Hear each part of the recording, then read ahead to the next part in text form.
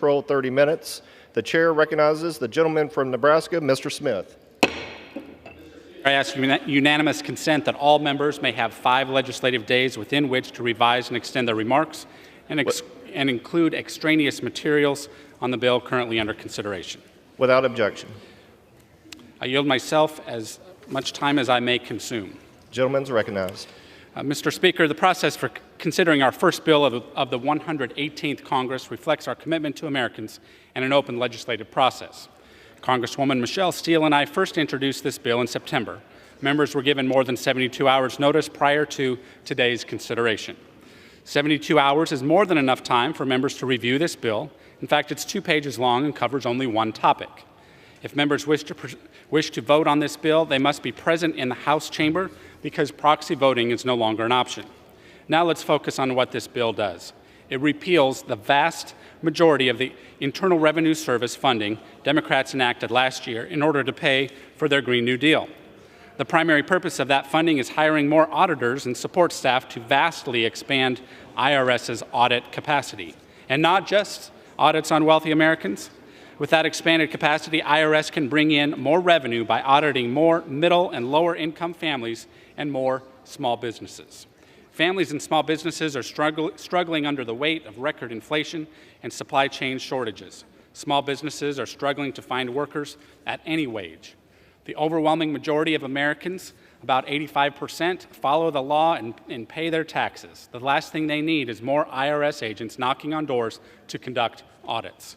Yet this IRS funding is part of the broad Biden administration strategy to tax and audit exponentially more Americans by looking into their bank accounts, requiring online payment services to report them when they split a dinner check with friends or pay their babysitter after a night out, and then target them using 87,000 new IRS employees.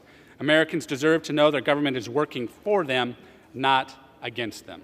Today, Mr. Speaker, you are going to hear Democrats claim there really won't be 87,000 new IRS employees. In order, please take your conversations elsewhere. The gentleman may resume. I imagine they'll say that new employees aren't going to target middle-class families and small businesses and that Republicans don't care about IRS's customer service failings. Let's focus on the facts. When a federal agency hires a new employee to replace one who retires, it does not increase the agency's headcount. Yet the Biden administration's own documents say they are increasing headcount by 87,000 over the next decade with these funds. Secretary Yellen's own instructions to IRS stated audit rates of families earning less than $400,000 should continue to be audited at historically similar rates. Under those instructions, 9 out of every 10 new audits can target families earning less than $400,000. And because Republicans are committed to delivering a government that is accountable, this bill retains funding for customer service and IT modernization at IRS, despite the fact these accounts would be more appropriately addressed through regular appropriations to ensure IRS has the resources to make much-needed improvement to taxpayer services. Mr. Speaker, there are numerous reasons to support this bill. It protects families and small businesses. It ensures agencies are funded appropriately. Most importantly, it stops autopilot funding for an out-of-control government agency that is perhaps most in need of reform. IRS needs to fix its customer service and return processing problems, not focus on auditing families and small businesses. Americans want an IRS that works for them, not against them. This bill is a great first step in that direction, and I reserve the balance of my time. The gentleman reserves. The gentleman from Massachusetts.